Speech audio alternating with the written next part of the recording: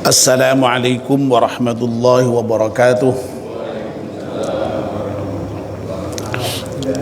Bismillahirrahmanirrahim. Alhamdulillahi rabbil alamin. Wassalatu wassalamu ala asyrafil mursalin Sayyidina wa maulana Muhammad wa ala alihi wa sahbihi ajma'in, amma ba'd. Ibu-ibu, bapak-bapak dan saudara sekalian, jamaah salat subuh Masjid At-Taqwa yang insyaallah dimuliakan dan dirahmati Allah Subhanahu wa taala.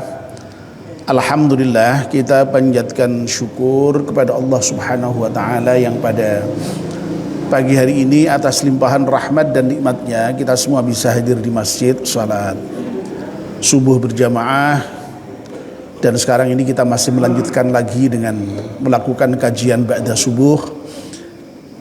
Kita mohon pada Allah Subhanahu wa taala semoga seluruh rangkaian ibadah kita di pagi hari diterima oleh Allah Subhanahu wa taala. Amin ya rabbal alamin. Mari kita mulai kajian kita dengan berdoa bersama-sama. Bismillahirrahmanirrahim. Asyhadu an la ilaha illallah wa asyhadu anna Muhammadar Rasulullah. Raditu billahi rabba wa bil islami dina wa bi Muhammadin nabiyya wa rasula. Rabbi zidni ilman nafi'a warzuqni fahman wa hukma wa alhiqni bis salihin. Amin.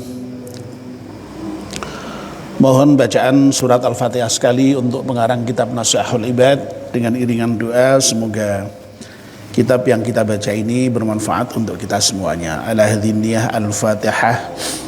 A'udzu billahi minasyaitonir rajim. Bismillahirrahmanirrahim. Alhamdulillahi rabbil alamin arrahmanir rahim maliki yaumiddin. Iyyaka na'budu wa iyyaka nasta'in. Ihdinas siratal mustaqim. Siratal ladzina an'amta 'alaihim ghairil maghdubi 'alaihim waladdallin. Amin. Bapak dan Ibu, kita kemarin sudah mulai membahas makalah yang ke-52 dari bab Thulathi. Makalah yang ke-52 ini masih merupakan pengandikan dari Dhunnun al-Misri yang menyatakan al-arifu billahi ta'ala wafiyun wa qalbuhu zakiyun wa amaluhu lillahi zakiyun.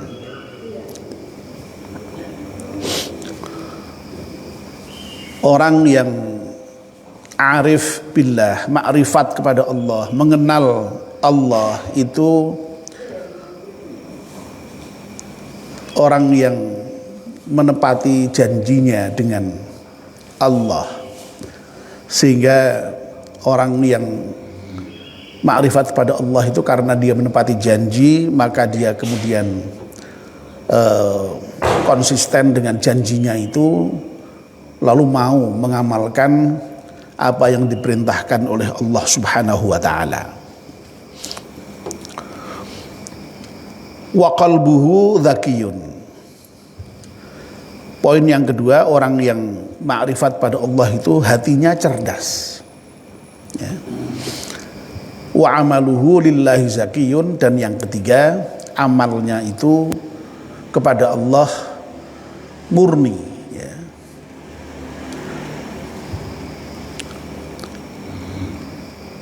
Yang pertama kemarin sudah kita bahas, ya.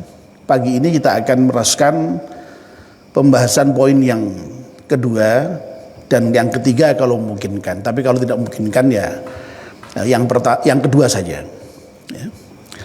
Wa qalbuhu zakiyun. Orang yang makrifat kepada Allah, yang mengenal Allah itu qalbnya, yang qalb itu sering kita terjemahkan dengan hati itu ya. Itu cerdas. Nah, Imam Nawawi kemudian memberikan syarah hanya singkat saja. Yang dimaksud zakiyun, cerdas itu ay sari'un Ya, sari'un itu berarti cepat ya. Cepat maksudnya di sini itu ya cepat di dalam rangka untuk bisa menangkap ya objek yang ingin ditangkap ya. Nah, cuma menangkap di sini itu terkait dengan objek yang ditangkap itu dalam kualifikasi apa saja ya. Nah, selama ini itu kan kalau kita memahami istilah hati itu kan biasanya hanya kualifikasinya itu dalam hal kemampuan merasa ya. Jadi perasaan itu emosional itu biasanya dikaitkan dengan hati ya. Ya. Tapi kalau intelektual itu dikaitkan dengan akal kan biasanya ya, begitu. Nah, rupa-rupanya media kita untuk kemudian bisa memahami objek yang kita pahami ya. Kalau dalam ayat Quran itu terutama terkait dengan ayat-ayat Allah justru malahan itu. Ya, ini memang menarik ini ya. Inilah yang barangkali membedakan konsep hati di dalam Islam itu yang kemudian berbeda dengan pemahaman umum yang selama ini kita pahami itu ya. Dalam Al-Quran itu kan ada ayat yang menyatakan a'udzubillahi minasyaitonirrajim. Walaqad dzara'na li jahannama katsiran minal jinni wal insi lahum qulubun la yafqahuna biha. Ya. Jadi nanti neraka jahanam itu disediakan itu ya. Bagi neraka jahanam itu disediakan ya orang-orang yang bagi orang-orang yang punya hati tapi tidak digunakan untuk memahami ya. Tidak digunakan untuk memahami ayat-ayat Allah. Walahum a'yunul la yubsiruna biha ya. Punya mata tidak digunakan untuk melihat tanda-tanda kebesaran Allah, punya telinga tidak digunakan untuk mendengarkan tanda-tanda kebesaran Allah. Nah, itu nanti Masya Allah oleh Allah diancam dengan neraka jahanam itu ya. Oleh karena itu kita ini sebagai seorang muslim itu memang dituntut untuk menjadi orang yang sangat mau memikirkan alam semesta ini ya. Baik itu dengan hati kita, dengan akal kita, dengan mata kita, dengan telinga kita ya. Yang itu semua kalau difungsikan semua itu orang pasti akan memahami tanda-tanda Allah yang sekaligus itu kemudian kesimpulannya yang makrifah kepada Allah. Lalu kemudian yakin ya bahwa ini semua adalah ciptaan Allah dan Allah menciptakan semua ini tidak dengan sia-sia. Rabbana ma khalaqta hadza batila subhanaka faqina adzabannar. Itu ujung-ujungnya itu. Ya. Ya. Jadi sekali lagi kalau kita merujuk pada Al-Quran itu memang yang namanya hati itu tidak hanya berfungsi untuk merasa ya, yang terkait dengan emosi ya, atau katakanlah berkait dengan dimensi emosional, tetapi ternyata terkait juga dengan dimensi intelektual ya. Ya. Makanya Al-Ghazali itu ya kalau kita baca ya, Al-Ghazali itu membedakan yang namanya al-qalb itu hati itu dibedakan menjadi dua kalau Al-Ghazali itu. Hati yang sifatnya jasmaniyah dan yang sifatnya rohaniyah. Ya. Kalau hati yang sifatnya jasmaniyah itu ya bagian dari tubuh yang ada di sebelah kiri itu yang kemudian sering diterjemahkan dengan jantung itu ya. Nah, itu. Ada yang menyebutkan juga liver juga itu ya. Nah, itu hati secara jasmaniyah itu jasmani. Tapi kalau hati secara rohaniyah itu sesuatu yang lembut yang ada di dalam diri manusia yang itu sekali lagi ya merupakan katakanlah ya bagian dari manusia yang kemudian dengan itu manusia punya kemampuan tadi itu ya, merasa tapi sekaligus menalar ya. Jadi sebenarnya kalau kita bicara al-qalb di dalam Al-Qur'an itu lebih merupakan gabungan antara hati dan akal sebenarnya berarti ya. Ya, jadi punya kemampuan emosional, kemampuan intelektual, bahkan kemampuan spiritual. Ya, zikir pada Allah itu kan juga dengan hati juga. Ya. Di samping merasa bahagia, merasa gundah, merasa sedih, merasa senang, itu kan dengan hati itu. Ya. Tapi juga kemampuan berzikir, ya, itu juga dengan hati itu kan. Ya. Makanya kalau secara umum bisa dikatakan yang namanya hati atau qalb dalam bahasa Arab itu, atau kalau kita rujukannya Al-Quran itu sekali lagi menyangkut 3 dimensi itu ya. Jadi ada dimensi emosional itu pasti selama ini yang sudah kita pahami, dimensi spiritual, zikir itu ya, zikir kepada Allah itu kan spiritual, itu juga bagian dari kemampuan dari hati itu. Tapi ternyata juga ada dimensi intelektual, menalar. Itu juga dengan hati ternyata. Karena tadi itu ya, walaqad dzara'na li jahannama katsiran minal jinni wal insi lahum qulubun la yafqahuna biha. Punya hati tapi tidak digunakan untuk memahami. Ya, nah itu. Nah, makanya orang yang ma'rifat kepada Allah itu sekali lagi ya, ini menurut Hun al-Misri itu dikatakan orang yang cerdas, itu hatinya ya, tidak hanya akalnya ya, tapi hatinya cerdas ya, sehingga orang yang mengenal Allah itu lalu ya cerdasnya itu malahan tidak hanya cerdas intelektual ya, yang kita kenal dengan IQ itu ya, tetapi sekarang ini kan justru kemudian ditemukan itu ya, istilah-istilah kecerdasan yang lain itu. Ada emosional quotient ya, terlalu kemudian ada spiritual juga kan ya. Jadi kecerdasan emosional, kecerdasan spiritual.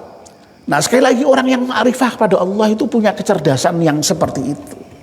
Ya, luar biasa berarti. Ya. Ya. Nah, orang yang kemudian mau memahami ayat Allah, lalu kemudian bisa mengambil pelajaran bahwa oh ini kok ada ciptaan yang seperti ini. Loh, kan pasti ada yang mencipta. Loh, kalau orang mampu berpikir seperti itu kan cerdas namanya. Ya. Lalu kemudian dia beriman pada Allah ya. Setelah beriman dia kemudian mau beribadah kepada Allah. Ya, mempersiapkan dirinya untuk nanti bertemu dengan Allah dengan sungguh-sungguh ya, di hari akhir nanti. Itu kan cerdas itu ya. Makanya Nabi di salah satu hadisnya juga ketika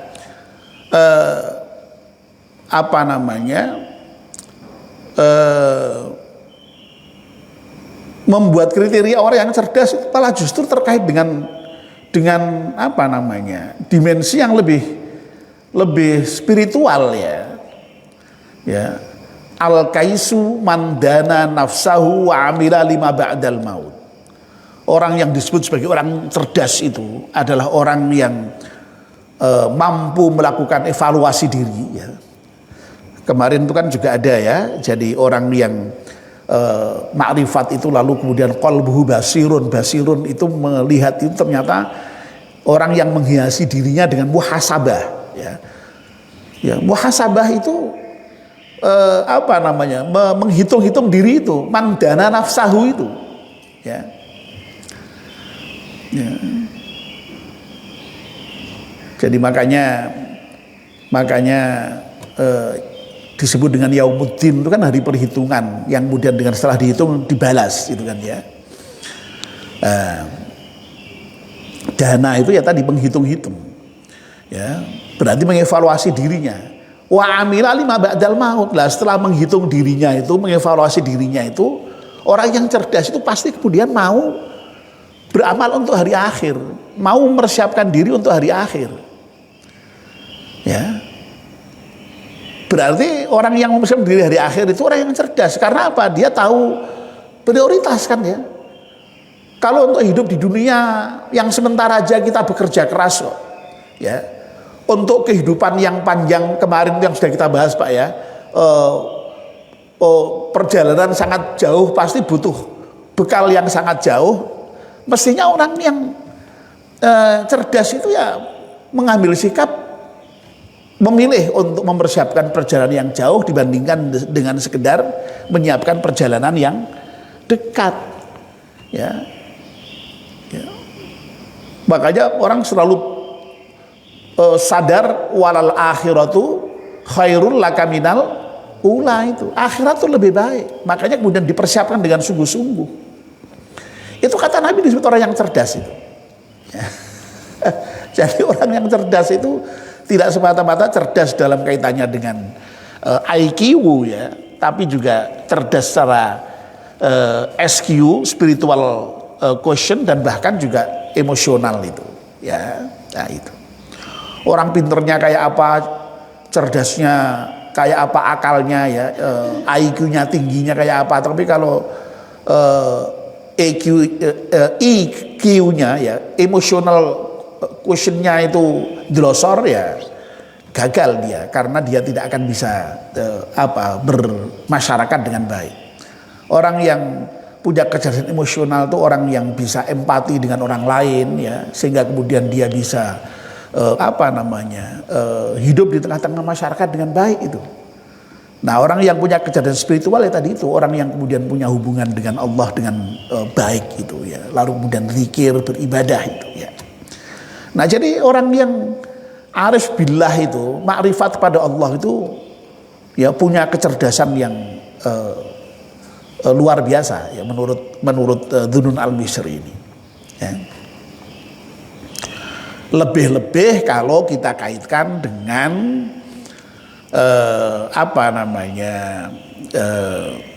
katakanlah teori pengetahuan ya di dalam Islam itu ya. Para teoritisi pengetahuan ya yang disebut dengan epistemologi atau filsafat ilmu di dalam filsafat Islam itu ya, seperti Al-Ghazali misalnya. Al-Ghazali itu kan membagi ilmu itu diantaranya ya, karena Al-Ghazali itu luar biasa dalam hal membagi ilmu ya. Al-Ghazali bagi ilmu itu dalam banyak kategori ya. Ilmu itu dibagi berdasarkan sumbernya. Kalau berdasarkan sumbernya itu berarti ada ilmu yang akliyah, ada yang nakliyah. Ilmu yang berasal dari akal, ada yang berasal dari nukilan. Nukilan itu maksudnya ya wahyu itu ya, yang diambil dari wahyu. Itu dari sumbernya. Kalau dari sisi hukumnya ada yang fardu ain, fardu kifayah. Ya, kalau fardu ain itu adalah ilmu yang setiap orang itu harus mengetahui. Ya, orang itu wajib sholat, berarti setiap orang harus mengerti ilmunya sholat. Ya, misalnya itu wajib ain itu. Tapi kalau ilmu kedokteran itu tidak semua orang harus jadi dokter. Ya, cukup 1-2 orang jadi dokter sudah cukup itu. Ya, misalnya begitu. Karena itu fardu kifayah. Ya, kalau dari sisi terpuji dan tidaknya ada ilmu yang terpuji dan tidak terpuji, ada yang mahmudah dan tidak mahmudah. Ya. Nah, termasuk juga pembagian ini yang ada kaitannya dengan yang kita bicarakan ini. Al-Ghazali itu membagi ilmu juga ada yang disebut dengan ilmu husuli, ada yang disebut dengan ilmu huduri. Ya. Ilmu husuli itu ilmu yang dihasilkan. Ya. Knowledge by acquisition. Ya, jadi memang berusaha untuk memperoleh ilmu dengan belajar, dengan berpikir, ya, dengan meneliti secara empirik. Ya, itu ilmu husuli itu. Tapi jangan lupa ya, ada ilmu yang disebut dengan ilmu huduri, ilmu yang dihadirkan begitu saja ya, yang dalam bahasa Inggrisnya sering disebut dengan knowledge by present itu ya, ya, hadir begitu saja Pak. Huduri itu dari kata-kata hadir itu ya, datang begitu saja. Orang tanpa belajar, tanpa berusaha tiba-tiba dapat ilmu. Loh itu kan cerdas sekali berarti wong tidak belajar kok dapat ilmu. Nah mungkin kalau bapak-bapak pernah dengar dalam bahasa sehari-hari itu yang kita kenal dengan ilmu laduni. Pernah dengar ya? Wah itu punya ilmu laduni itu berarti itu tidak belajar tapi tahu. Ya. Nah itu kan pemberian Allah itu. Ya.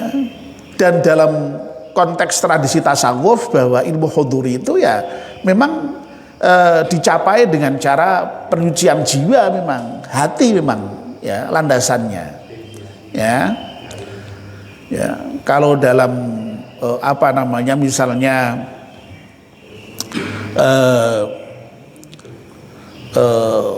salah satu aliran epistemologi dalam Islam yang disebut dengan Isyraqiyah itu ya, aliran iluminasi itu ya, itu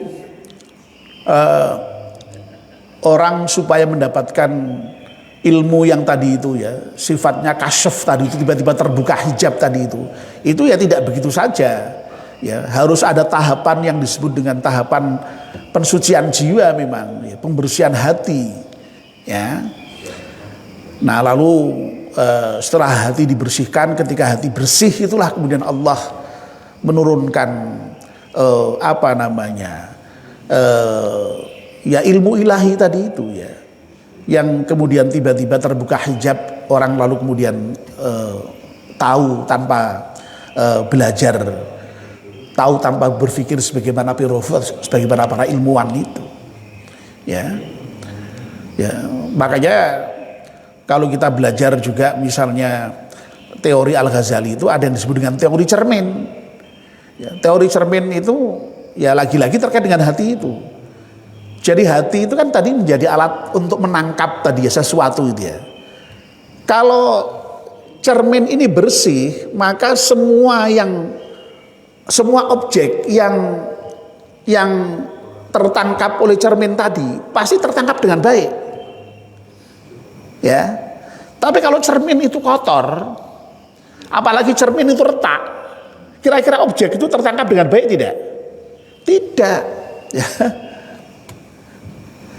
Ya, coba saya masih ingat dulu zaman masih kecil di desa itu ada cermin itu kalau sudah terlalu lama, apalagi kena hujan atau kena apa itu jadi kemudian apa istilahnya itu Pak? Cermin yang gimana itu? Yang hitam-hitam itu loh Pak, bluduk itu ya. Itu kan tidak bisa mengaca itu sudah itu, meskipun cermin tidak bisa untuk mengaca itu. Anda tidak bisa menangkap objeknya dengan baik itu. Apalagi retak. Meskipun masih baru sekalipun kalau retak kan juga tidak bisa menangkap objeknya dengan baik. Wong asalnya kita itu ganteng kayak gini, kalau cerminnya retak itu kita ya jadi ikut terpatah toh misalnya. Jadi merah toh ya Pak ya. Nah, terkait dengan kecerdasan dan pengetahuan seperti itu tadi. Kalau orang itu hatinya bersih ya, itu pasti akan bisa menangkap seluruh objek apapun itu dengan bersih dengan baik. Tapi kalau kotor ya sudah, ya tidak akan mampu menangkap objek apapun dengan baik juga. Itulah sebabnya maka hati itu perlu dijaga ya supaya bersih ya. Sebab dalam teori apa namanya Al-Ghazali juga itu kan memang yang namanya hati itu sebenarnya semula bersih ya, tapi begitu orang itu lalu berbuat dosa ya, itu kemudian sedikit demi sedikit kemudian hati yang semula bersih itu ada nodanya ya. Lalu kemudian tambah dosa lagi, tambah noda lagi seperti kaca tadi itu. Lama-lama kalau dosanya banyak itu ya hatinya menjadi burem tadi itu. Tidak bisa untuk bercermin tadi itu gitu loh. Ya, Masya Allah ya itu. Makanya sampai kemudian ada apa namanya itu lagunya Agim itu ya. Jagalah hati ya. Itu memang harus dijaga betul supaya tetap bersih. Dan kalau kemudian sudah kotor ya harus dibersihkan ya.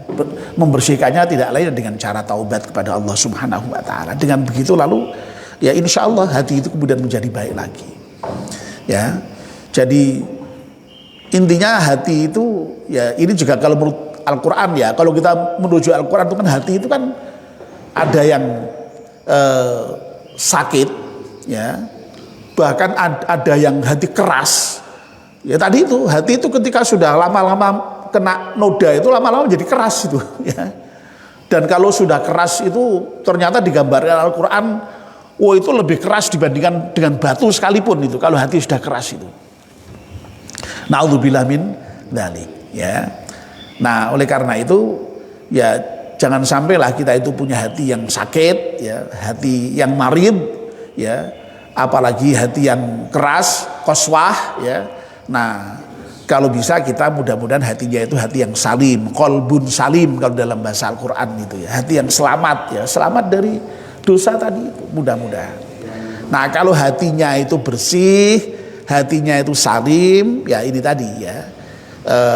Insya Allah sebagaimana yang diindikakan oleh Dzunun Al-Misri itu, hati itu menjadi cerdas. Cerdas tidak hanya secara intelektual ya, IQ, tapi juga cerdas secara spiritual atau SQ itu ya, spiritual quotient itu, dan juga cerdas secara emosional quotient tadi itu. Nah, mudah-mudahan kita punya kecerdasan yang lengkap seperti itu. Amin ya rabbal alamin. Dan itu sekali lagi kalau menurut Dzunun Al-Misri justru karena kita itu mengenal Allah Subhanahu wa taala. Ya, ini ya. Baik, Bapak dan Ibu-ibu ya, ternyata hanya satu topik saja. Ya, nanti akan kita lanjutkan dengan poin yang ketiga untuk pertemuan yang berikutnya ya.